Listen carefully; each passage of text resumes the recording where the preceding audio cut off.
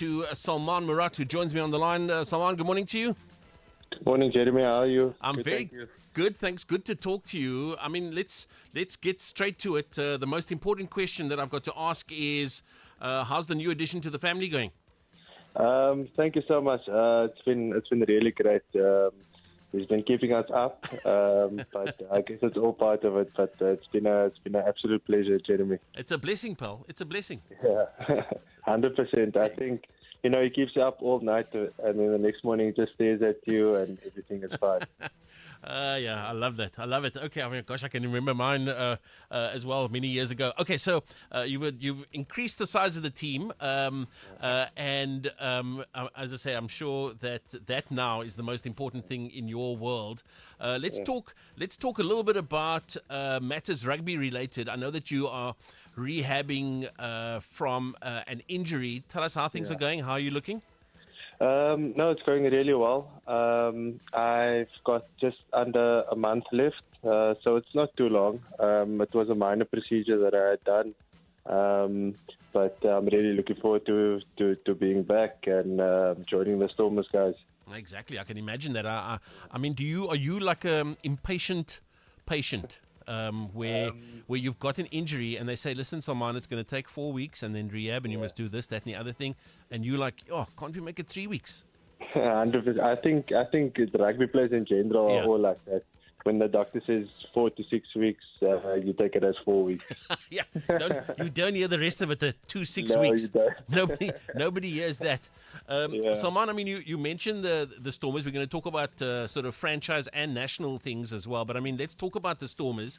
DHL Stormers, a bit of a rest now because of the international window, but not exactly going according to plan. Looking to return to winning ways. There's still plenty of time. In terms of recovering from where things stand at the moment. I mean, it really is a case of how many more injuries can this squad get? Yeah, I think, you touched on it. We obviously didn't start off the way that we wanted to. But I think, we've been in the situation before. Exactly. The past couple of seasons. And, we've turned it around. So I don't think it's anything to panic about. However, I do think that, obviously we're not happy with the way that we are playing. And that's always a good thing. The fact that everyone wants to improve and contribute to the team. So in that sense, I think the team is in a good space. We're always looking to improve. And I think this break definitely did the guys well. So I think the guys will be back in next week and, get the engines running again and looking forward to the next game, which is the Sharks at the end of the month, which will be massive. And I think everyone's really looking forward to that. It's going to be a massive derby. We should expect all the Springboks involved, or the Springboks that are left from our team. But I think it will be a massive contest. Absolutely. I mean, I was going to say it's going to be like a test match because of the quality of the squads, both squads. You talk about the Sharks. I mean, I know that there's also a game towards the end of December against the Lions. There's so much sort of derbies that are going to take place, both in Cape Town and in other parts of the country. It really is going to be a festival of rugby. 100%, and I think that's what the people want. I think, especially in Cape Town, people love the city of Cape Town, and the fact that there's such big rugby going on in the city, it's just the cherry on top. Looking forward to all of those games, and make no mistake, I've got no doubt that if it's in the city of Cape Town, if it's at the DHL Stadium, you will have to contend with a whole lot of screaming people, but I think that's exactly what you guys want. Yes, absolutely. I think, not a lot of credit goes to the fans, and I think we really do need to mention them. I think they've, we've spoken about this in length before, and the move from Newlands Stadium to Cape Town Stadium, and I think it's been really special. I think the atmosphere and the environment around Cape Town Stadium has been incredible, and I think we've made it our home now. So we really urge each and everyone who is in the city come match day to please make their way there. Look, we'll remind them, but I don't think they're going to need any reminding, any encouragement. We don't even have to use the word please, but I mean, that's only because you're a gentleman that we will do that. But gosh, I think that you, as I say, will find the bodies coming into the DHL Stadium for all of those local franchise games. Can we focus a little bit? Can we have a conversation around the fact that you were named as Springbok Captain number 66? Oh. I mean, that will be forever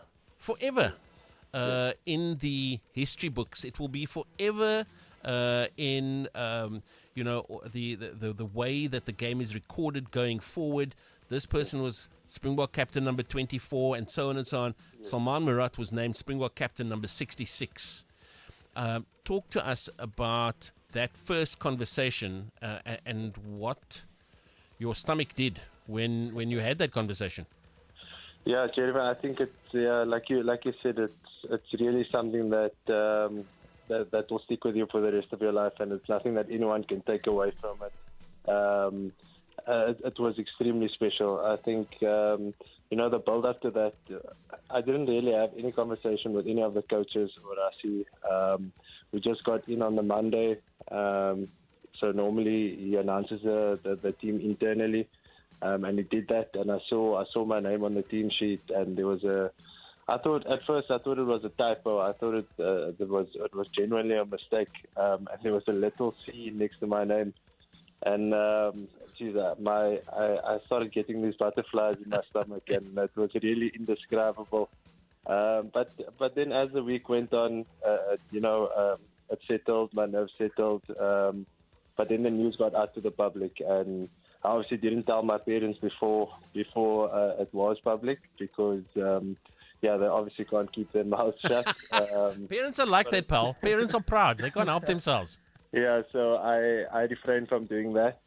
But once it came out, it was really, really special to experience, all the support and all the love. It was extremely special, and it's something that I'll hold dear to me for the rest of my life. Yeah, exactly. People are saying that this Springbok squad, this generation of Springbok players, and I count you obviously inside that mix of players. Yeah. This might be the best Springbok class, if you like, ever in the history of Springbok rugby. And there you are. Being named as one of the leaders inside that squad. I mean, how does that make you feel? What does that say to you? I think it's an incredible honor. I think, what this particular group of players, and I'm speaking from the players who started out in 2018 with Coach Rassie. Obviously, things didn't go as planned before that, 2016, 2017, Coach Alistair. There was a lot of change after that. Coach Rassie came in and changed a few things and really instilled a winning mentality in the squad. And then we all know they obviously won the 2019 World Cup.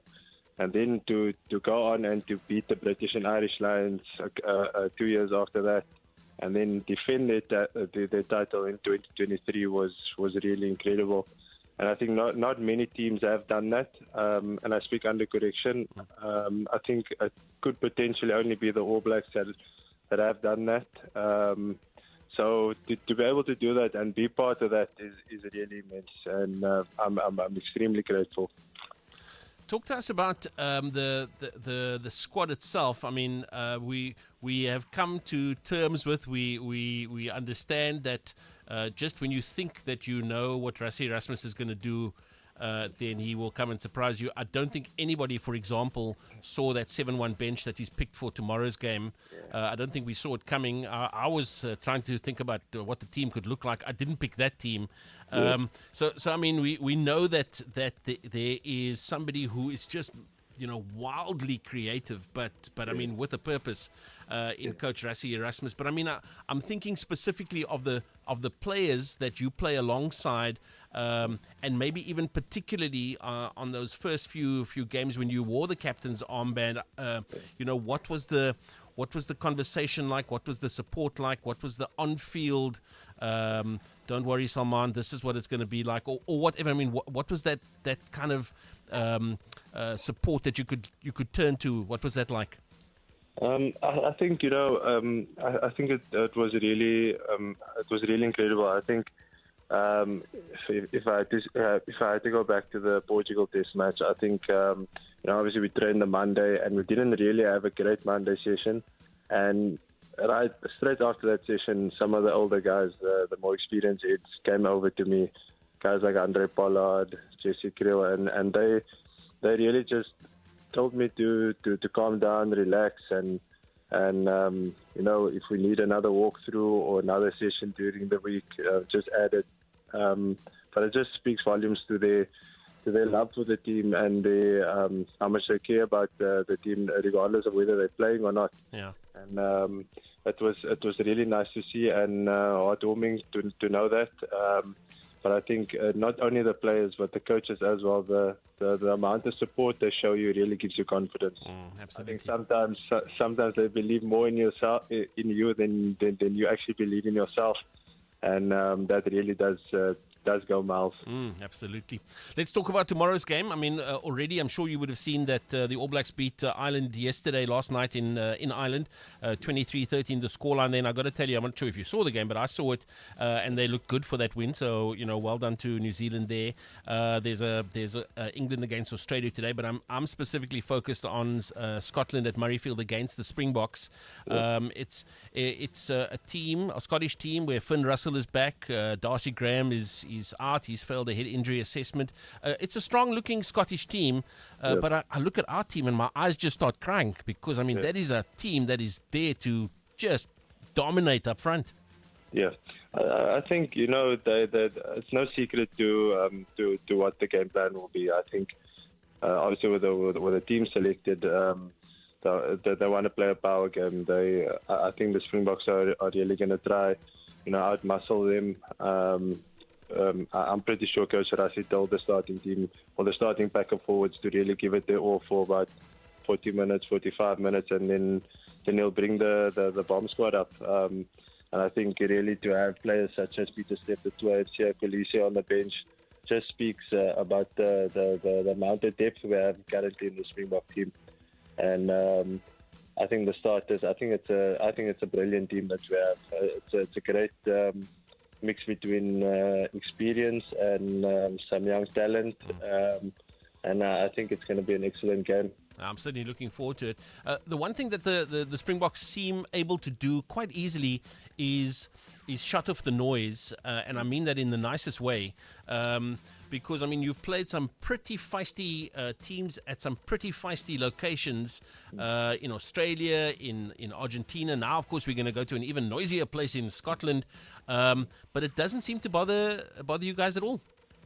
No, I think, I think wherever you play in the world, it's really special. I think the Springboks in general really has a great amount of support all over the world, and I think Murrayfield is really a special place to play. I haven't played there yet, but I've been on an end of year tour with the Springboks before, where I've experienced the atmosphere and the vibe. And I think it's going to be really special. I think when Scotland sings their national anthem, they really just take it to another level. They switch off the lights, and it's really something to take in. And I think the guys will really thrive off that. I wouldn't say it's as hostile as places like Argentina, etc. But I think it's a great rugby place. Absolutely.